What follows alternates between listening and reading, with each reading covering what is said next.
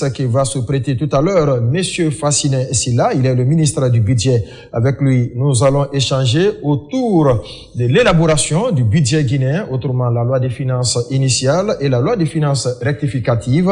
Quel rôle joue son département dans ce travail avec le ministre du Budget? Nous allons également nous intéresser à la mobilisation des ressources internes. Quelle stratégie mettre en place pour davantage accroître cette ressource, cette mobilisation? La Direction générale des impôts et celle des douanes atteignent-elles les objectifs assignés? Comment fonctionne donc la chaîne de dépenses? Toutes ces questions vont lui être posées dans cette émission et bien d'autres. Monsieur Silla, bonsoir. Bonsoir.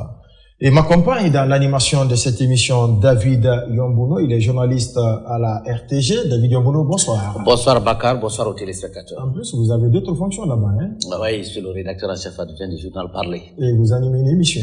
Grand angle. J'espère que le ministre du Budget sera un jour sur notre plateau. Et nous, on est sur le petit angle ici. David Yombuno. Merci. Alors, monsieur le ministre, on est au terme d'une année. Vous êtes le ministre du Budget. Comment se porte aujourd'hui ce département? Que faites-vous concrètement? Qu'est-ce que vous avez pu faire pendant l'année 2025? Merci beaucoup, M. Pogné. Merci, M. Yombuno. C'est avec un grand plaisir que je retrouve pour le second exercice ce plateau et m'accompagne également l'ensemble des cadres de mon cabinet. Et pour revenir à votre question, vous savez, l'État, c'est comme un père de famille. Vous avez des sources de revenus, mais également des sources de dépenses. Et vous prévoyez tout ce que vous allez avoir comme revenu, si c'est votre salaire, ce que vos entreprises vont vous rapporter, ce que la maison que vous avez fait louer vous rapporte. D'autres avantages. Des avantages que vous avez et surtout l'appui de votre cousin ou de votre oncle qui va vous venir en secours. Et à côté de ça, vous avez la scolarisation de vos enfants. Vous avez le manger, le quotidien, à assurer la popote. Vous avez votre maison à construire. Vous avez surtout des dépenses de santé pour votre famille. C'est ce que l'État fait à son niveau, mais à un niveau plus agrégé pour toute la nation.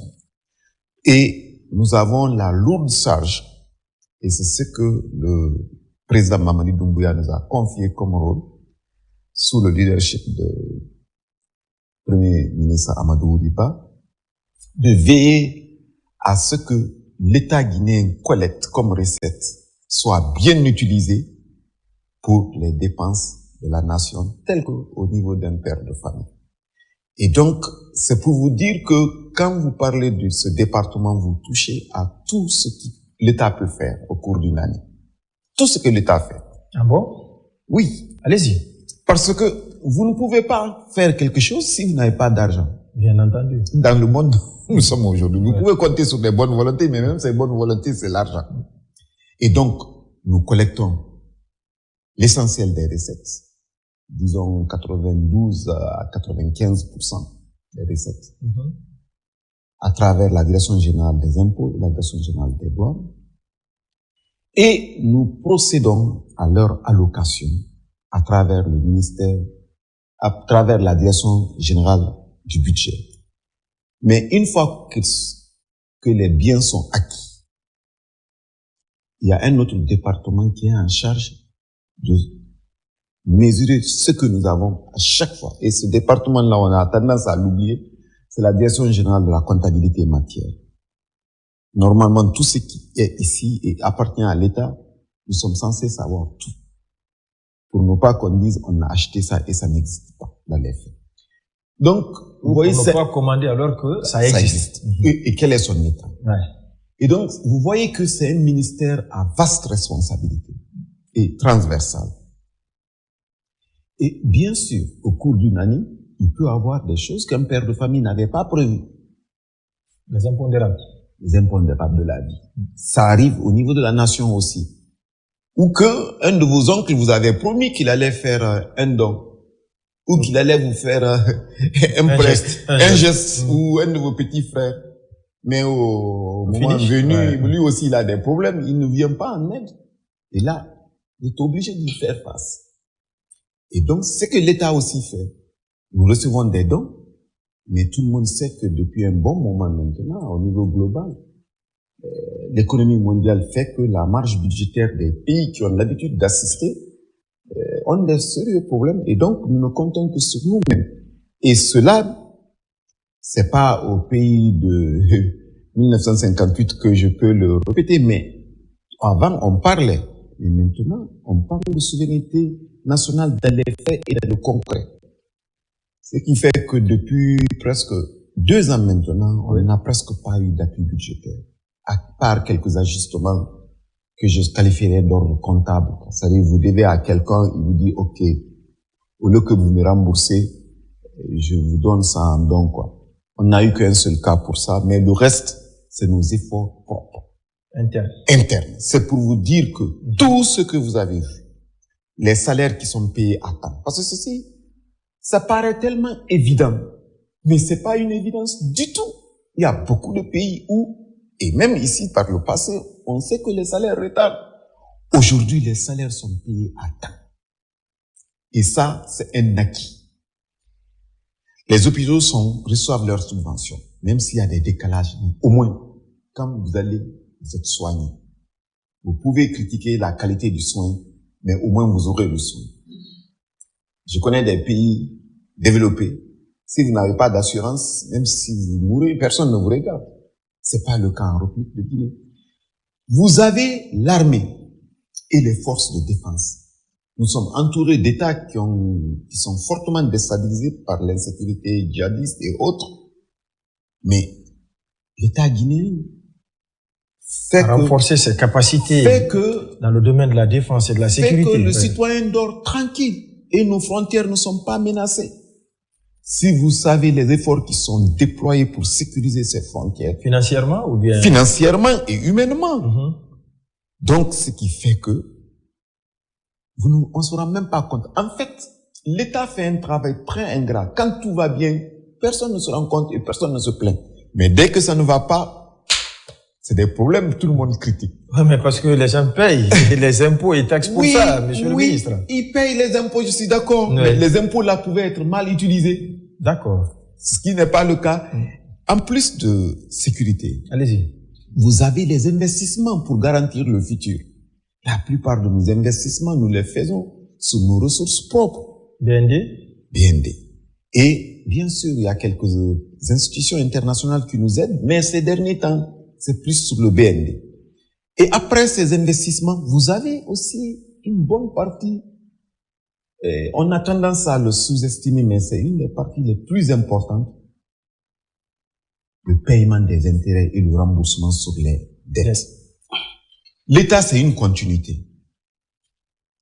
Ce que vous avez emprunté, contrairement à une famille, quand votre père a contracté les dettes, bon, peut-être si le père de famille meurt, on peut faire des ajustements bancaires. Mais contrairement à un père de famille, l'État, lui, c'est une continuité. Depuis 1958 jusqu'à maintenant, tout ce que l'État guinéen a en actif comme en passif, ceux qui sont aux manettes actuellement, les assurent. Il y a des dettes qu'on paye jusqu'à ce que du temps de 2008, je vous dis pas ce qui s'est passé en 2008, que je sois très clair sur ça, une dette, on ne peut pas s'en passer. Une bonne dette, c'est ce qui permet au pays de se développer. Mais il faut bien que ce soit une bonne dette pour faire une bonne route, pour faire une bonne école, pour faire un bon hôpital. Et donc, voilà ce que mon ministère fait de façon générale. Mobiliser et faire une optimisation des ressources budgétaires allouées à chaque département, à chaque secteur, conformément à la politique générale du président de la République et du Premier ministre. Qu'est-ce qu'on veut faire? Quelles sont les priorités? Et ce sont ces secteurs-là que je vous ai cités en disant, voilà, assurer le bon fonctionnement de l'État, payer les salaires, payer ses dettes, assurer la sécurité, faire le bon fonctionnement des hôpitaux, l'éducation, les infrastructures. Okay. D'accord, oui, David Diombono. Et aussi, allez-y, oui. Et aussi assurer la bonne représentativité de l'État à l'extérieur, à travers nos ambassades, qui sont aussi des sources de dépenses. D'accord, oui, allez-y. Alors, vous avez dit tout à l'heure que le département du budget, c'est un département transversal, et c'est vrai. Alors, vous avez énuméré pas mal d'activités que vous avez réalisées durant l'année 2025. Comment les résultats de ces activités-là se comparent-ils aux prévisions budgétaires initiales, par exemple?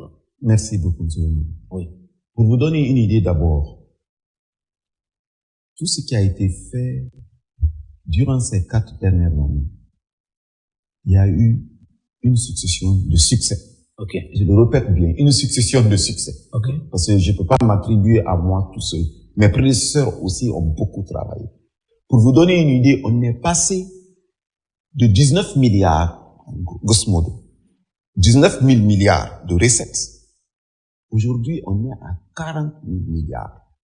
Donc ça... Plus du double. Plus du double, oui. En 4 ans. Plus de 100%. 100%. En 4 ans. C'est inédit. C'est inédit. Et rien que cette année, on a fait 27% d'augmentation. L'année passée, on avait fait 40% d'augmentation. Ce qui fait que nous arrivons à faire ce que le président Mamadou Doumbouya appelle la souveraineté économique. Ne compter que sur nos propres moyens. Et qu'est-ce qui nous a permis d'avoir des résultats comme ça? Bien sûr, il y a eu le boom économique. Dans le domaine des mines. Dans le domaine des mines, comme dans tous les domaines, il y a eu des effets d'entraînement sur tous les autres secteurs. L'économie de la Guinée en 2021 est différente de l'économie de la Guinée en 2025. Si elle reste encore très informelle. Non. Allez-y. Il y a beaucoup de secteurs qui se sont développés. Qui se sont formalisés aussi? Qui se sont formalisés.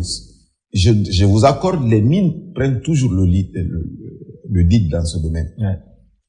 Mais si on n'était pas organisé, on allait voir toutes ces recettes et autres là nous filer sous le nez. Mais c'est parce qu'on a mis une organisation en place qui nous a permis d'arriver à ces résultats. Et c'est là où je réponds à la question de M. Boudou. Qu'est-ce qui nous a permis de répondre? Nous avons mis tellement de réformes. Parce que, vous voyez... Quelques-unes.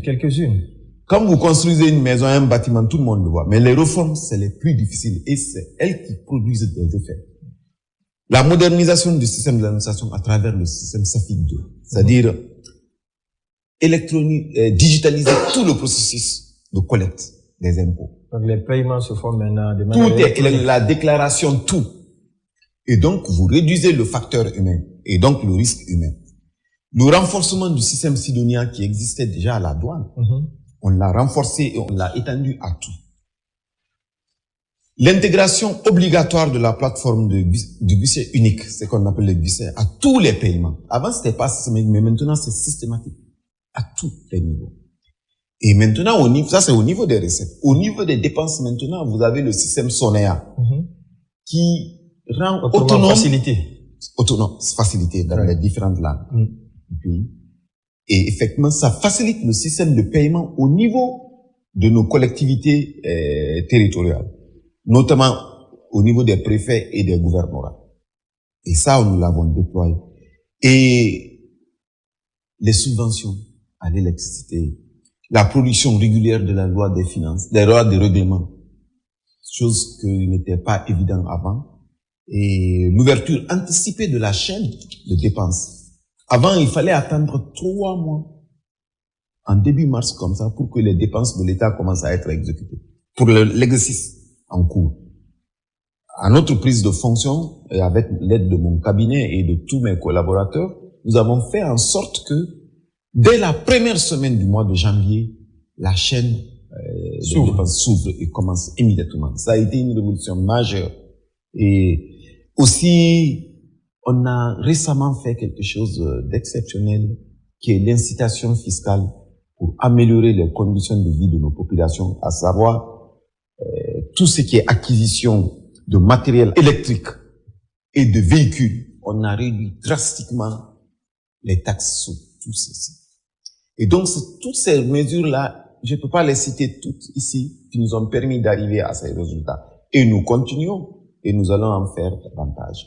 Vous allez en faire davantage, si vous permettez. Okay. Au niveau du recouvrement du fisc, quand vous prenez, monsieur le ministre, la sous-région, on est aux alentours de 18, voire même 20%. La Guinée, on est encore à 13% et vous vous félicitez des avancées. Est-ce que vous pensez à élargir l'assiette fiscale ou ceux qui contribuent, c'est à ce niveau, vous continuez à récupérer pour davantage, comme vous le dites, atteindre des résultats? Vous avez raison. Pour mesurer le prélèvement, le niveau de prélèvement d'un État, donc comment on collecte les recettes, c'est sur la pression fiscale qu'on la mesure. Vous avez dans certains pays jusqu'à 39% du PIB. C'est-à-dire, ce ratio, c'est les recettes fiscales sur le PIB. La raison étant que plus votre PIB augmente, plus vous devez collecter des recettes. Avant, nous sommes au combien à date? Nous étions autour de 15%. Nous étions autour de 15%. Mais avec le rebasage, c'est-à-dire on a réévalué notre PIB, nous sommes autour de 11 à 12% maintenant. Mais il y a beaucoup de chiffres qui sont jetés là, ici et là. Moi qui ai eu la chance de m'intéresser à ces questions quand j'étais au FMI, j'ai vu que dans la sous-région, il n'y a que le Sénégal qui nous dépassait, qui était dans les 18-19%. Le Mali et le Burkina, compte tenu du fait qu'ils ont été contraints, sont allés jusqu'à 18% ces derniers temps. La Côte d'Ivoire était dans les 12 et quelques %. Et j'avais fait un constat également. Plus les pays sont mieux dotés en ressources minières, plus ils ont tendance à s'intéresser au prélèvement fiscal. Ce qui fait que vous avez le Nigeria qui est dans les 6%. Et donc, nous, on est vraiment à un moment où on est à 14, on a pu ramener ça jusqu'à 15%. Maintenant que le PIB a été réévalué à la hausse, parce qu'on est passé d'un PIB de 24 milliards de dollars à un PIB de 36 milliards, forcément, le dénominateur augmentant, le numérateur doit augmenter si on veut garder le même niveau de performance.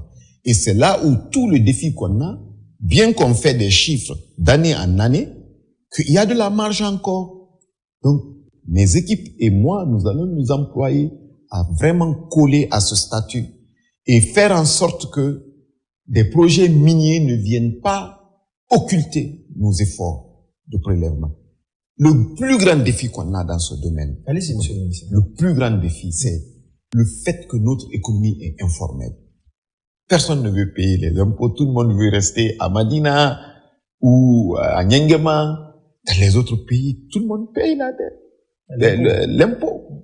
Mais ici, les gens aiment bien qu'on améliore les chiffres, mais personne n'aime payer. Justement, il appartient à l'État, non, de pousser les gens à votre département. À payer, à votre département. Exactement, et c'est ce que nous faisons. La digitalisation va dans ce sens, la sensibilisation, et chaque année, on a une journée qu'on appelle, une journée de sensibilisation de civisme fiscal qu'on a organisée à Zérékoré lors de la première année. Cette année, on l'a organisé ici. Mais en tout cas, nous comptons beaucoup sur la sensibilisation. Par la répression? La répression, bien après, elle se passe, elle se fait, mais de façon ponctuelle. Vous savez, notre système, notre régime est un régime déclaratoire. C'est-à-dire, quand vous déclarez, c'est bon, on vous fait confiance. Mais quand on vous contrôle et que vous n'avez pas payé, on fait des redressements et là, ça va chauffer pour vous. Et nous faisons beaucoup d'efforts en matière aussi de formaliser les entreprises non formelles. Alors, monsieur le ministre, quand on fait le budget, il y a des défis des fois qui attendent parmi les défis. Il y a, par exemple, l'inflation. Quand on fait le budget, par exemple, en janvier, le franc guinéen par rapport au dollar, par exemple, par rapport à l'euro. En juin, ça pourrait varier. La tendance peut être. Alors, comment vous avez fait pour relever ces défis économiques, notamment l'inflation? Vous avez parlé des réalisations, des infrastructures, le financement des structures sanitaires, des écoles.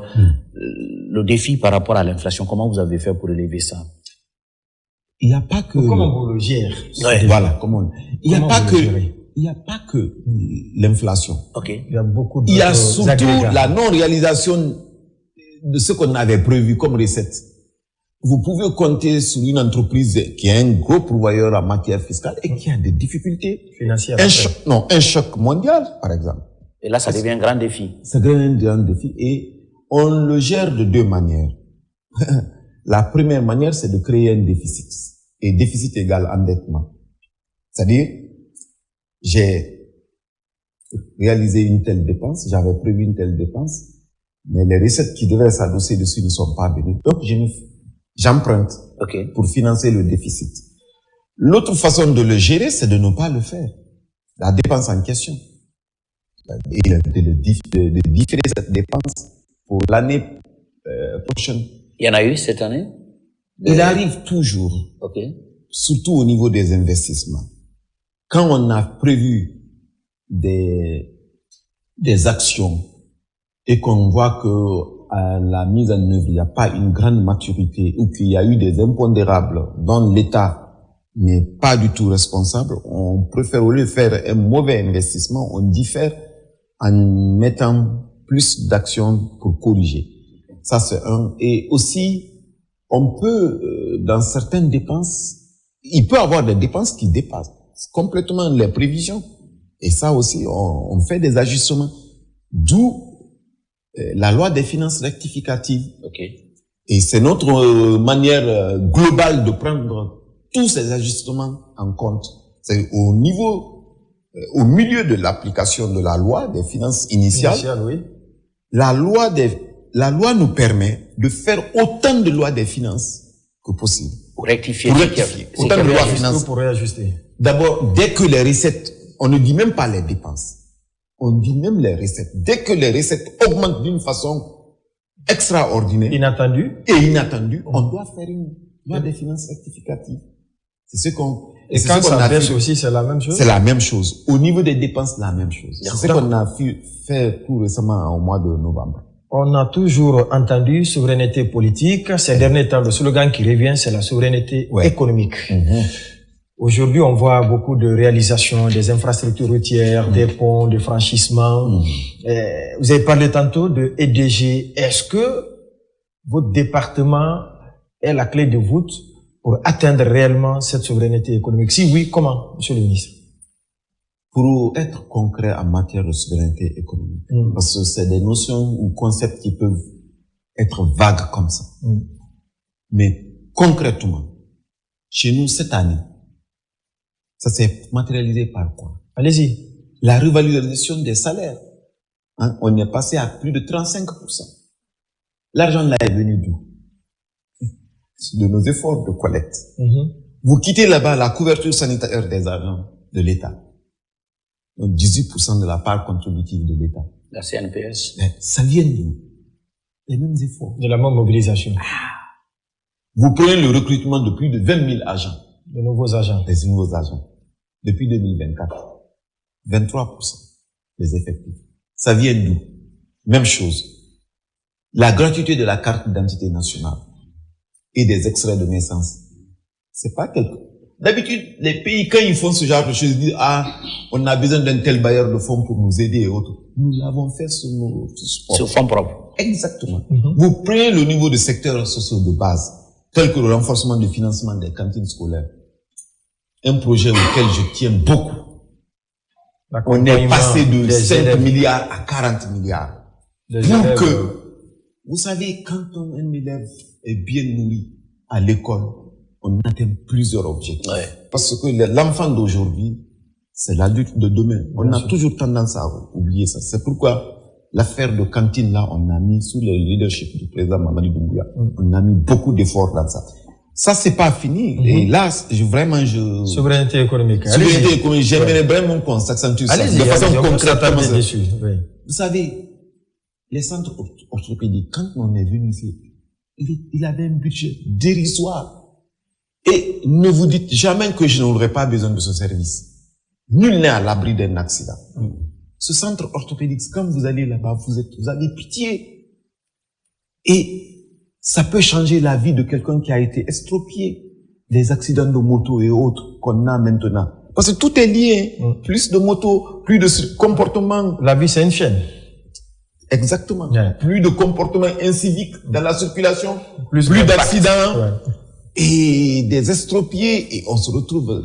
Il faut que l'État arrive à faire ce qu'il doit faire. Et donc, ce centre orthopédique, par exemple, on a augmenté substantiellement ses ressources. Vous quittez là-bas au niveau des engagements nationaux. Avant, pour organiser des élections et des référendums, on allait jusqu'à saisir le salaire des gens pour la contribution, pour que la contribution, de façon, évidemment, il y avait un peu de démagogie, en disant non, ça c'est votre contribution pour l'élection. Ou bien on tend la main aux bailleurs de fonds. Surtout.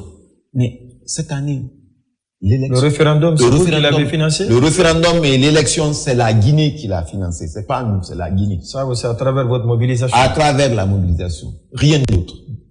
C'est ça qu'on appelle souveraineté économique. Vous quittez là-bas. L'indemnisation des victimes des événements malheureux du 28 septembre 2009. L'enveloppe était consistante? C'est consistant. Je peux vous donner, il n'y a pas allez-y, de allez-y, donnez le chiffre. C'était 109 milliards. 109 milliards. Dans un premier temps. Et la prise en charge du PNR avec le recensement PNR, ça a été fait aussi. Et le recensement... GPH4. Oui, bon, il y a eu quelques accompagnements techniques. Ouais, technique. Mais ça s'est limité là. Alors, vous prenez maintenant le renforcement de l'administration, l'acquisition des véhicules. D'abord, le renouvellement du parc automobile des gouverneurs et des préfets. Mais cette fois-ci, depuis l'indépendance, on est allé jusqu'au sous-préfet. Une première. Ouais. Et cette action-là, il faut pas la négliger. Non. Parce que il faut que les sous-préfets soient bien logés et que les sous-préfets aient des bureaux qui sont dignes de l'État qui les représente dans ces contrées. Donc voilà, en termes concrets, ce que c'est que la souveraineté économique. D'accord. Abaka Kondé, avec votre permission. Ouais, alors, vous avez cité beaucoup de réalisations, beaucoup d'actions dans lesquelles le gouvernement guinéen a exprimé sa souveraineté économique en 2025. Est-ce que vous pouvez nous donner un aperçu des investissemements étrangers durant l'année 2025? Aussi. S'il y en a eu, bien sûr. Des investissements étrangers? Oui. Des capitaux étrangers. J'ai pas le chiffre exact. OK. Mais en tant que témoin économique et citoyen guinéen, jamais un pays n'a été attractif comme l'est aujourd'hui la Guinée. Vous imaginez, on vient d'absorber 20 milliards d'investissements pour le projet Simandou. Oui. Et à des périodes troubles. Et on n'a pas, quand je dis trouble au niveau international. OK.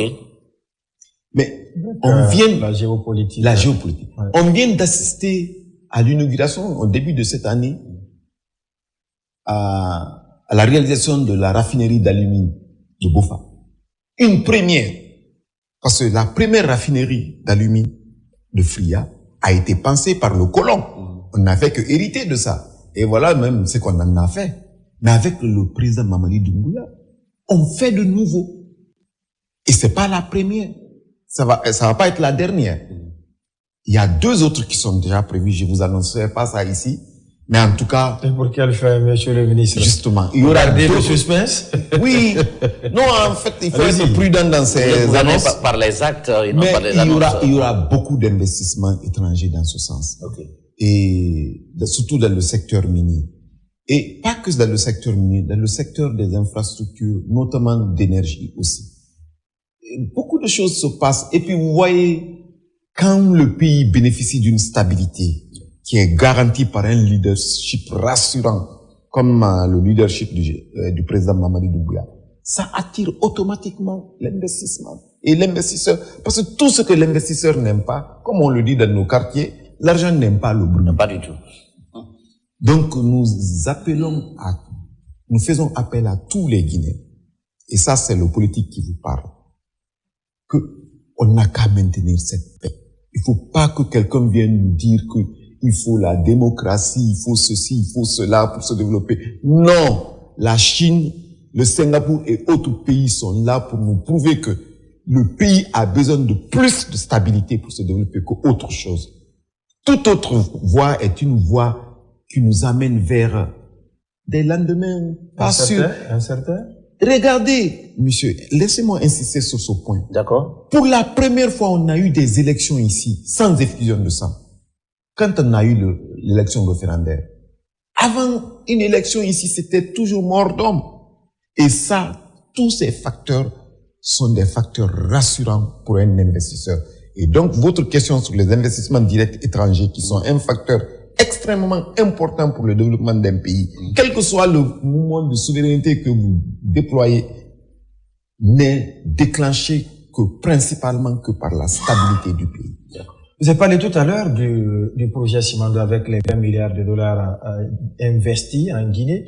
Première question, quels sont les avantages, la plus-value pour notre pays? Et aujourd'hui, on ne parle que de 15% du taux de participation. Est-ce qu'il y a d'autres impôts, d'autres taxes qui peuvent être bénéfiques pour notre pays? Si oui, que comptez-vous faire pour les collecter et rigoureusement? Pour cela, on a été associés de bout en bout pour bien collecter.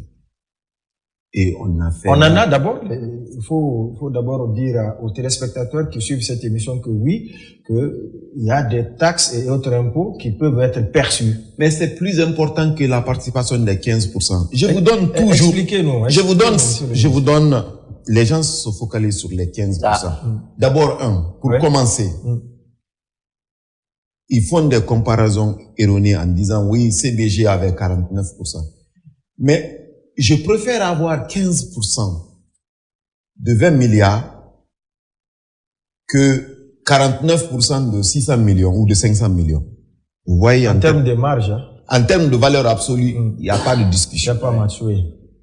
Et deuxièmement, c'est quand un fleuve ou bien une source d'eau vous appartient et que la population a besoin de l'eau, mais vous n'avez aucun moyen. Pour vous, ce qui vous intéresse, c'est que la population ait de l'eau. Ou bien, c'est vous de dire, non, le puits qui va être réalisé ici, je vais avoir 50% de ça. Qu'est-ce qui est plus important pour vous? C'est pour que la population ait de l'eau. C'est l'accès de la population à l'eau. Exactement. Et l'eau potable, surtout. L'eau potable. Yeah. Donc, une fois qu'on a les bénéfices de Simandou, c'est plus important que dire que ça m'appartient.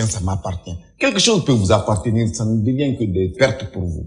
Mais quand quelque chose... À la base, c'est la montagne qui est là. Exactement. À la base. À la base, c'est rien du tout. Ça peut rester comme ça des siècles et des siècles. La preuve, on les a trouvés ici. Oui, absolument. Et donc, il faut extraire. Il faut extraire. Et on n'avait pas les moyens pour tout ça. Avant, les négociations qui ont été faites avant l'arrivée du président Mamadi Doumbouya, on avait 0%. Tout ce qu'on demandait, on se contentait des taxes et de toutes les retombées. On a fait la chose suivante. Avec 0%, il y avait quelqu'un qui avait signé ce contrat? Mais oui, je ne les condamne pas, il ne faut pas les condamner non plus. Non, il faut c'est des pratiques. On n'a rien, 0%. C'est des pratiques qui sont là. Okay. C'est des pratiques dans tous les autres, il n'y a pas qu'en Guinée. L'État vous donne la chose à exploiter, il vous donne un permis et je suis pas bien placé pour le dire. Ouais, on aura le ministre des Mines.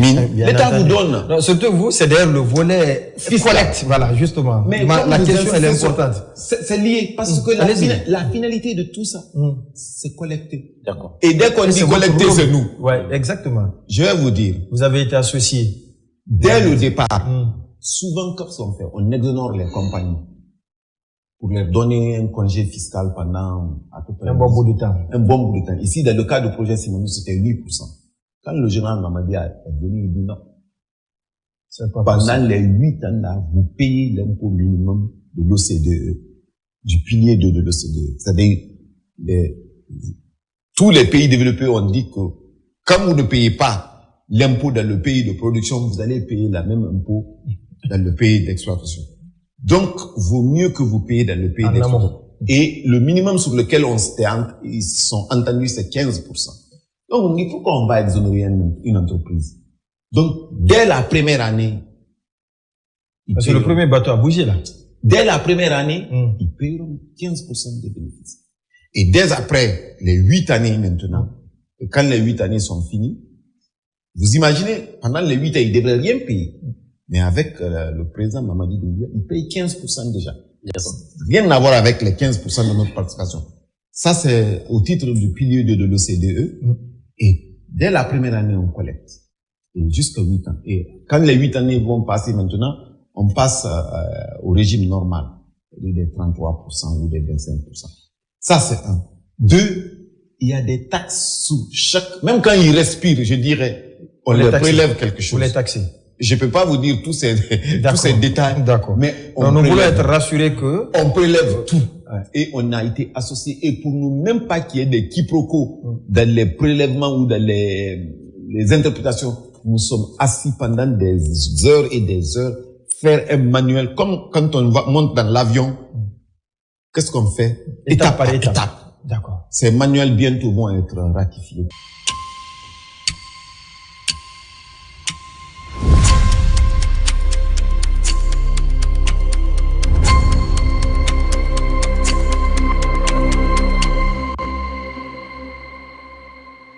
On se tourne vers l'écran de droite pour recueillir quelques questions des citoyens.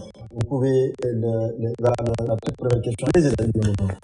Comment le ministère accompagne-t-il? C'est de Ali Badra Kalo. Oui, Matoto, Simbayagar, secteur Bolonta. Ouais. Comment le ministère accompagne-t-il les PMI dans leur formalisation et leur fiscalisation?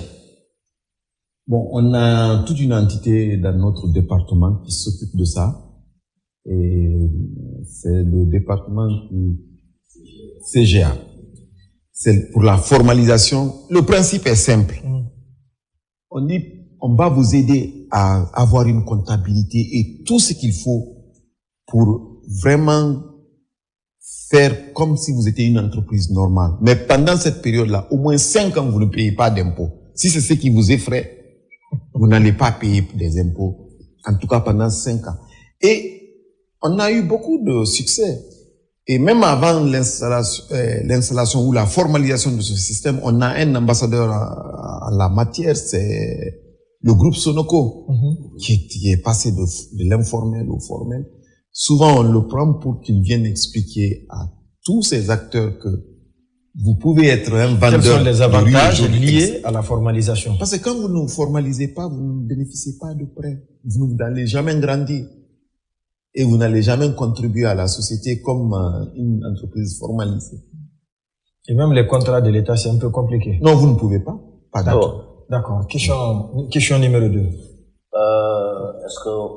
Oui, question numéro 2.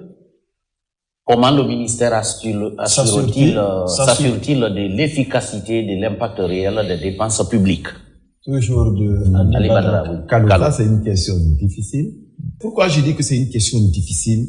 Parce que ça ne relève pas que de notre ministère. C'est transversal.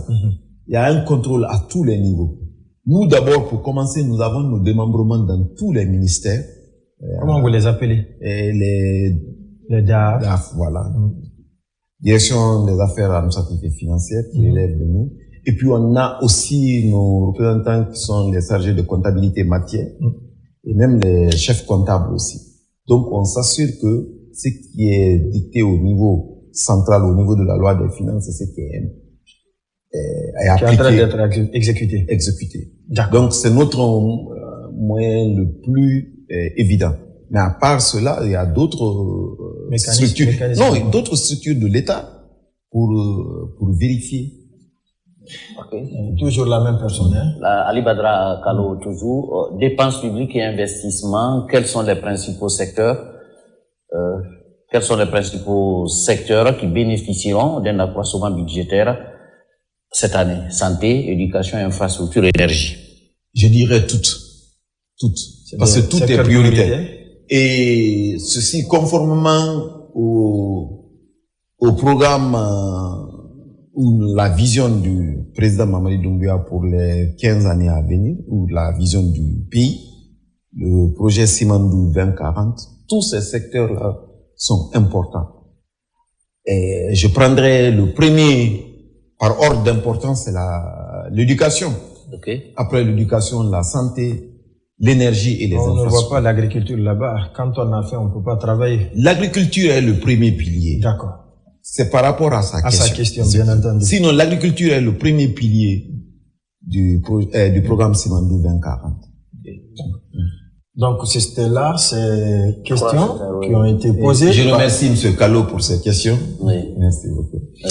Alors, monsieur le ministre, l'émission est quasi terminée. Déjà? Oui, vous pouvez avoir un mot de la fin. Merci. Mais est-ce que vous êtes fier du travail abattu par vos équipes des impôts et des douanes? Mais bien sûr. Je ne peux que dire ma satisfaction. Et souvent, on est mal placé pour parler de ses propres progrès. Mais ce que je peux vous dire, lors du dernier conseil interministériel, le Premier ministre a exprimé de façon officielle sa satisfaction, le Premier ministre Amadou Ouriba, sa satisfaction pour le niveau de collecte des recettes.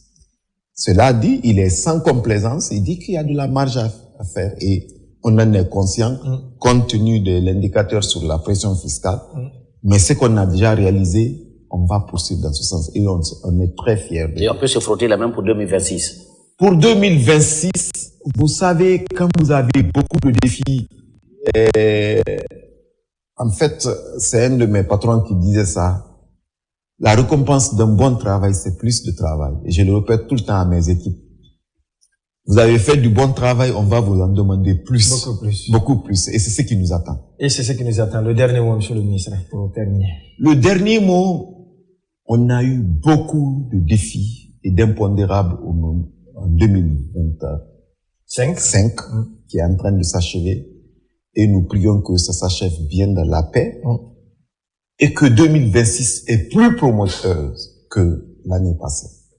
Et c'est plein de perspectives.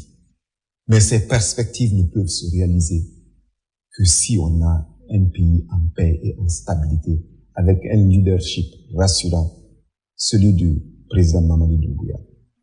Merci beaucoup. Merci à vous, Monsieur Fassiné Sylla. Je rappelle que vous êtes le ministre du Budget. Merci à vous également, David, pour la coordination. Merci à vous qui avez suivi cette émission. Merci également aux membres du cabinet. Ça n'est donc terminé. On se reprendra avec un autre ministre pour parler, bien entendu, de son département. Portez-vous bien. Merci beaucoup.